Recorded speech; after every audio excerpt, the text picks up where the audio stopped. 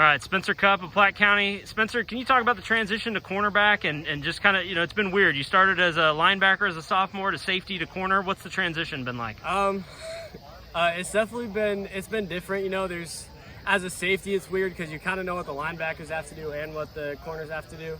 And even as a safety last year, I kind of knew what the corners had to do, but it's so different knowing it and then like seeing it. So, just like reading coverages differently, being at a different angle on the field, knowing, when you have to fit the run, what coverage, what, the depths, different receivers you have to cover at different times. I mean, it's definitely, I would say it's an easier transition from linebacker to safety, but it also helped that I was a DB last year, so.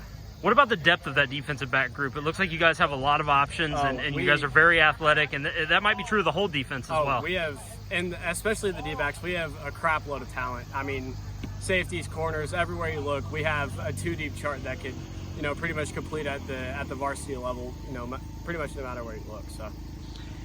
You mentioned kind of the difference of safety to linebackers a little bit different. Do you feel like you're not able to maybe direct traffic as much as you could at your safety spot? Are you trying to help other guys grow into that role where they're able to kind of make sure everybody's aligned right because you're just at a different vantage point?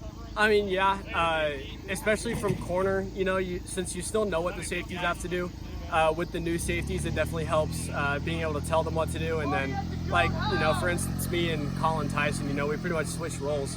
And so it definitely helps with him being able to give me tips since he was where I was last year, and then me giving him tips since I was where he was last year. So, what's the hardest part about replacing Will Hay and Trent, two guys that had excellent seasons last year?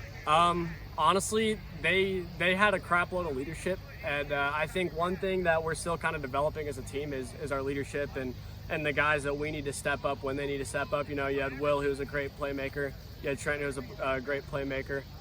So just looking for the guys who have the confidence through and through, and when you need them, on the last play of the game to win or lose the game, you know that they'll be able to step up and do what they have to do.